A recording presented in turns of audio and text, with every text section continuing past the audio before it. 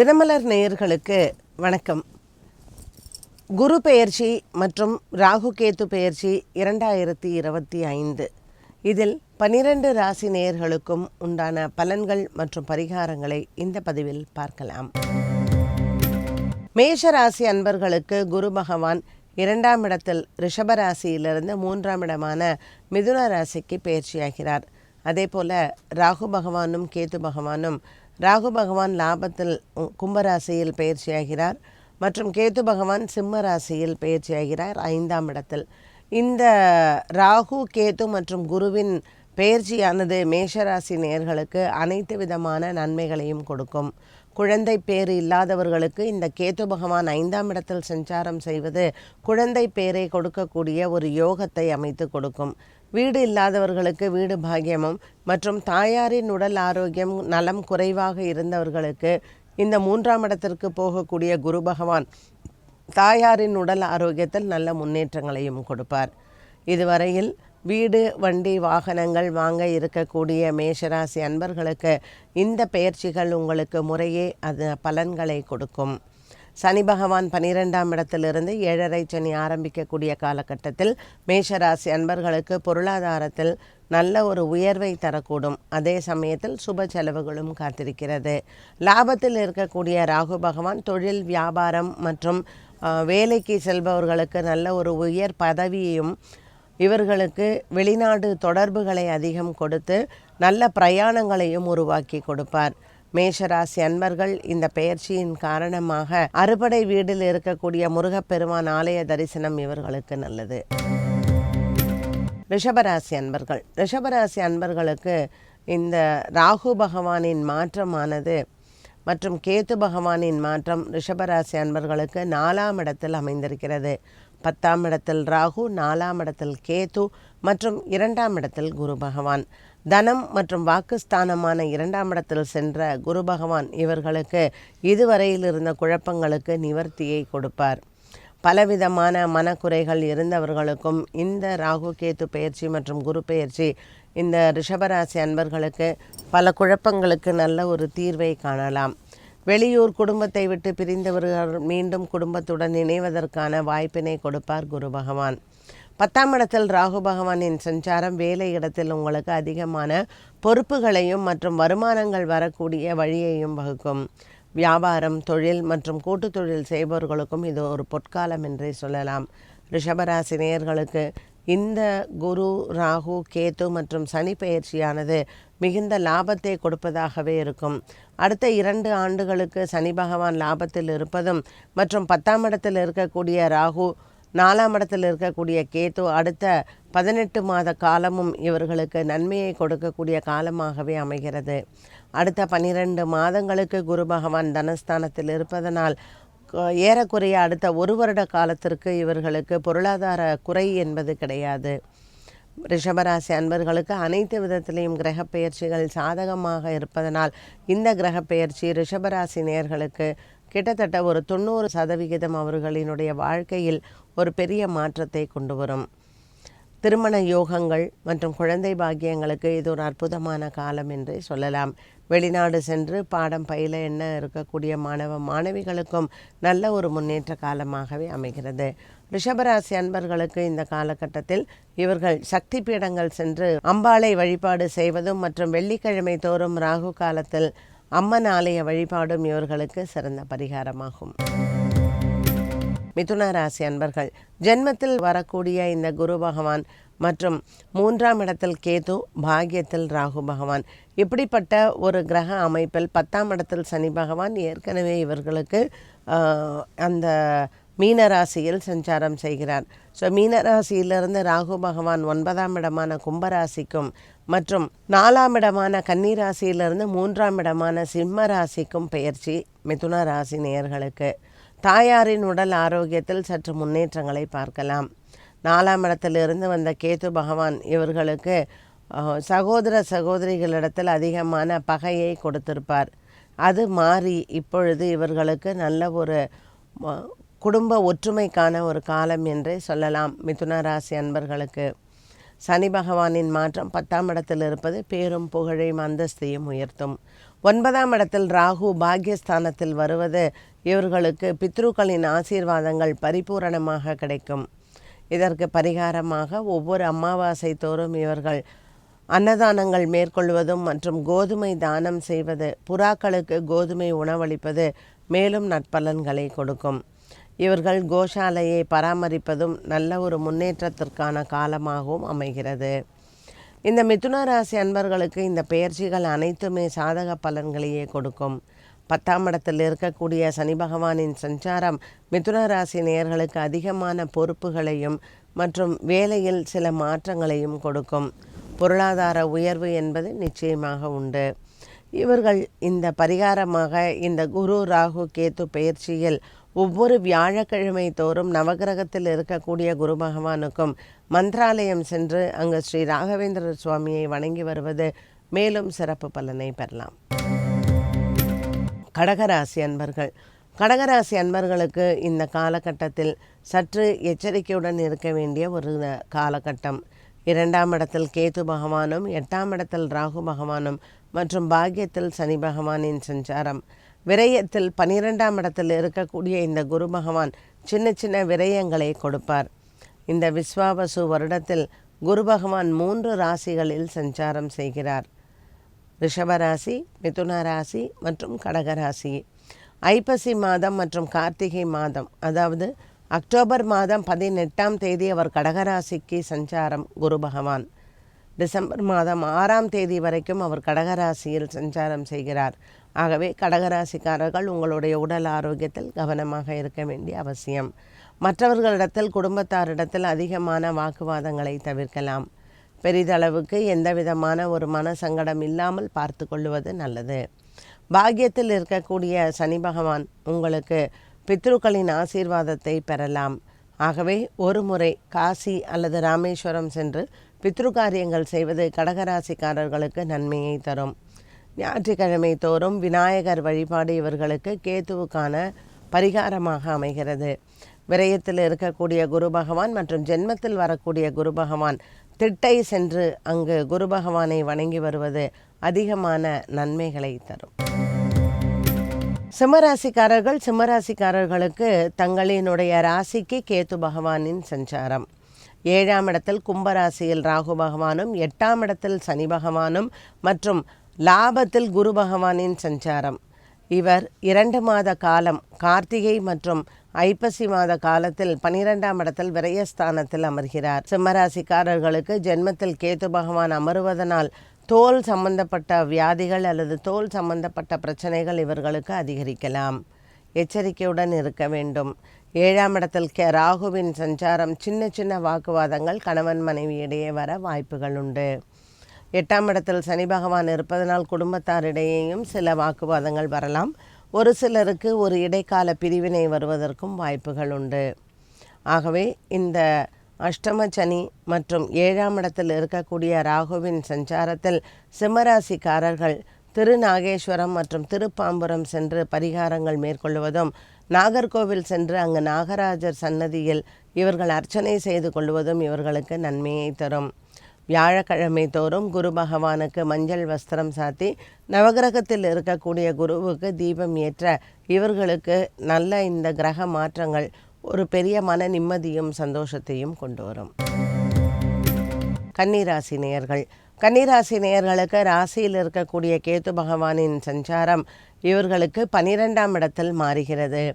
6ஆம் இடத்தில் ராகுவும் 12ஆம் இடத்தில் கேத்துவும் மற்றும் 10ஆம் இடத்தில் வரக்கூடிய குரு பகவானின் சஞ்சாரம் இவர்களுக்கு வேலையில் அதிகமான பொறுப்புகளை தரும். ஒரு சிலருக்கு புதிய வேலை வாய்ப்புகளும் கிடைக்கும். 10ஆம் இடத்தில் குரு பகவான் மிதுன ராசிக்கு சஞ்சாரம் தன்னுடைய சொந்த ராசியான தனுசு ராசியின் பார்வை இருப்பதனால் கன்னிராசி நேயர்களுக்கு 4க்கும் 7க்கும் உடைய குரு பகவான் 10ஆம் இடத்தில் இருப்பதனால் எந்த விதமான அச்சமும் தேவையில்லை. வெளிநாடு சென்று வேலை வாய்ப்புகள் தேடுவது, திடீர் பண வரவு ஏற்படுவது மற்றும் 6ஆம் இடத்தில் இருக்கக்கூடிய ராகு பகவானால் இவர்களுக்கு அதிகமான லாபங்கள் கிடைப்பதும் ஒரு பெரிய நன்மையை தரக்கூடிய பயிற்சியாகவே இருக்கும். இருந்த போதிலும் 7ஆம் இடத்தில் சஞ்சாரம் செய்யக்கூடிய சனி பகவான் கணவன் மனைவி உடல் ஆரோக்கியத்தில் சற்று கவனமாக இருப்பது நல்லது. கன்னிராசி நேயர்கள் ஞாயிற்றுக்கிழமை தோறும் விநாயகர் ஆலய வழிபாடும் திருவலஞ்சுழி சென்று அங்கு விநாயகரை வழிபாடு செய்யலாம். விநாயகப் பெருமானுக்கு ஞாயிற்றுக்கிழமைகளில் பாலபிஷேகம் செய்வது சிறப்பு. துலாம் ராசி அன்பர்கள். துலாம் ராசி அன்பர்களுக்கு இந்த ராகு, கேது மற்றும் குரு பெயர்ச்சி அனைத்தும் ஒரு பெரிய ஜாக்பாட் கொடுப்பதாகவே அமைகிறது. பாக்கியத்தில் 9ஆம் இடத்தில் வரக்கூடிய குரு பகவான் மற்றும் ராகு, கேது, சனி இவர்களினுடைய சஞ்சாரம் அனைத்துமே இந்த துலாம் ராசி நேயர்களுக்கு பண நெருக்கடியை குறைக்கும். 6ஆம் இடத்தில் இருக்கக்கூடிய சனி பகவான் இவர்களுக்கு புதிய தொழில் தொடங்கக்கூடிய வாய்ப்புகளை கொடுப்பார். லாபத்தில் இருக்கக்கூடிய கேது மற்றும் 5ஆம் இடத்தில் இருக்கக்கூடிய ராகு பகவானின் சஞ்சாரம் இவர்களுக்கு பலவிதமான முன்னேற்றங்களை தரக்கூடிய அமைப்பை கொடுக்கும். எடுத்த காரியத்தில் வெற்றியை தரக்கூடிய ஒரு பெயர்ச்சியாகவே அமைகிறது. இதுவரைக்கும் இழுபறியில் இருந்து வந்த வழக்குகள் மற்றும் வேலையில் இருந்து வந்த பிரச்சனைகள், கூட வேலை செய்பவர்களால் ஏற்படக்கூடிய தொல்லைகள் அனைத்தும் தீர்ந்து பெண்களுக்கும் நல்ல ஒரு காலமாகவே அமைகிறது. குழந்தை பாக்கியம் இல்லாதோருக்கு குழந்தை பாக்கியத்தை கொடுக்க இந்த சனி பகவான் மற்றும் ராகுவின் சஞ்சாரம் இவர்களுக்கு உறுதுணையாகவே அமைகிறது. பல நாட்களாக தூக்கமின்மை காரணமாக மன உளைச்சலில் இருந்தவர்களுக்கும் இந்த ராகு கேது பெயர்ச்சி மற்றும் குரு பெயர்ச்சி சாதக பலனை கொடுக்கும். ஒரு முறை வியாழக்கிழமை அன்று ஏதாவது ஒரு சித்தர் சமாதிக்கு சென்று அங்கு தியானம் செய்வது இவர்களுக்கு மன ஆறுதலை தரலாம். விருச்சிக ராசி அன்பர்கள். குரு பகவான் 8ஆம் இடத்தில் சஞ்சாரம் செய்கிறார். கேது பகவான் 10ஆம் இடத்தில், ராகு 4ஆம் இடத்தில் மற்றும் சனி பகவான் 5ஆம் இடத்தில். இப்படிப்பட்ட ஒரு கிரக சஞ்சாரத்தில் இந்த விருச்சிக ராசினியர்கள் சற்று எச்சரிக்கையுடன் இருக்கக்கூடிய காலகட்டமாக அமைகிறது. ஆகவே இவர்களுக்கு பணம் கொடுக்கல் வாங்கலில் நண்பர்களிடத்திலோ உறவினர்களிடத்திலோ பிரச்சனைகள் வரலாம். சற்று எதிலேயும் எச்சரிக்கையுடன் இருந்தால் இந்த விருச்சிக ராசி அன்பர்களுக்கு எந்த விதமான மன உளைச்சலோ அல்லது பிரச்சனைகளோ வராது. விருச்சிக ராசிக்காரர்களுக்கு சற்று எதிலேயுமே எச்சரிக்கையுடன் இருக்க வேண்டிய காலகட்டமாக அமைகிறது. பணம் கொடுக்கல் வாங்கல் மற்றும் தேவையில்லாத மற்றவர்களினுடைய பிரச்சனைகளில் தலையிடுவது, நண்பர்களுக்கு உதவி செய்வது, இப்படிப்பட்ட விஷயங்களில் உங்களுக்கு பிரச்சனைகள் வர வாய்ப்புகள் உண்டு. வேலை செய்யக்கூடிய இடத்தில் இந்த விருச்சிக ராசிக்காரர்கள் சற்று பொறுமையும் நிதானமும் தேவை. இவர்களுக்கு வேலை மாற்றங்கள் கிடைப்பதோ அல்லது வேலையில் சில பிரச்சனைகள் வருவதற்கோ வாய்ப்புகள் உண்டு. புதிய வேலை தேடுதலை தற்பொழுது ஒத்திவைக்கலாம். 8ஆம் இடத்தில் இருக்கக்கூடிய குரு பகவான் தேவையில்லாத பிரச்சனைகளை கொடுப்பார். வழக்குகள், விசாரணைகள் போன்ற விஷயங்களில் தேவையில்லாத மன உளைச்சல்கள் வர வாய்ப்புகள் உண்டு. ஆகவே இந்த விருச்சிக ராசி அன்பர்களுக்கு அடுத்த 1 வருட காலத்திற்கு எதிலேயும் பொறுமையும் நிதானமும் அவசியம். வியாழக்கிழமை தோறும் குரு ஹோரையில் குரு பகவானுக்கு தீபம் ஏற்றுவதும் மற்றும் ஞாயிற்றுக்கிழமை ராகு காலத்தில் இவர்கள் அம்மன் ஆலய வழிபாடும் மற்றும் அங்காள பரமேஸ்வரிக்கு இலுப்பு எண்ணெயில் தீபம் ஏற்றுவதும் சிறப்பு. தனுசு ராசிக்காரர்களுக்கு பல நாட்களாக இருந்து வந்த திருமண தடை விலகும். 7ஆம் இடத்தில் மிதுன ராசியில் சஞ்சாரம் செய்யக்கூடிய குரு பகவான் தனுசு ராசியை தன்னுடைய சொந்த ராசியை பார்க்கிறார். ஆகவே திருமண தடை விலகுதல் என்பது தனுசு ராசிக்காரர்களுக்கு முழுமையாக ஏற்படக்கூடிய ஒரு காலகட்டம். 4ஆம் இடத்தில் இருக்கக்கூடிய சனி பகவான் நண்பர்களால் சில பிரச்சனைகள் வரலாம். குறிப்பாக அரசாங்க உத்தியோகத்தில் இருப்பவர்கள் எச்சரிக்கையுடன் இருக்க வேண்டும். தேவையில்லாத வாக்குவாதங்களும் தேவையில்லாத பிரச்சனைகளும் உங்களுக்கு சில மன உளைச்சலை கொடுக்கலாம். இந்த தனுசு ராசி அன்பர்களுக்கு கேது பகவானின் சஞ்சாரம் பாக்கியத்தில் இருப்பது பித்ருக்களின் ஆசீர்வாதங்கள் பரிபூரணமாக உண்டு. ஆகவே திருப்புல்லானி சென்று அங்கு பித்ரு காரியங்கள் செய்வதும், ராமேஸ்வரம் சென்று அங்கு ராமநாத சுவாமியை வணங்குவதும் இவர்களுக்கு இந்த கிரக பெயர்ச்சிகள் நல்ல பலன்களை கொடுக்கும்.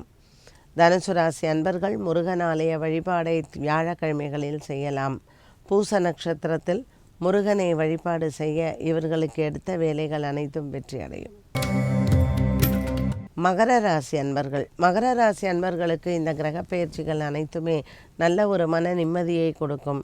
7.5 சனி விடுபட்ட காலத்தில் 2ஆம் இடத்தில் ராகு பகவானும் 8ஆம் இடத்தில் கேதுவும் மற்றும் 6ஆம் இடத்தில் குருவின் சஞ்சாரம், புதிய வீடு வாங்குவது, வண்டி வாகன வசதிகள் பெருகுவது இவர்களுக்கு நல்ல ஒரு மன நிம்மதியும் ஆனந்தத்தையும் தரக்கூடியதாகவே அமைகிறது. இந்த மகர ராசி அன்பர்களுக்கு புதிய நண்பர்களினுடைய சந்திப்பு குடும்பத்திற்கு நல்ல ஒரு உறுதுணையாகவும் சந்தோஷத்தையும் தரும். திருமண யோகங்கள் ஒரு சிலருக்கு உண்டு. குடும்பத்தில் சுப செய்திகளும் சுப செலவுகளும் காத்திருக்கிறது. அடுத்த ஓராண்டு காலம் குரு பகவான் 6ஆம் இடத்தில் இருப்பது இவர்களுக்கு தன லாபத்தை கொடுக்கும்.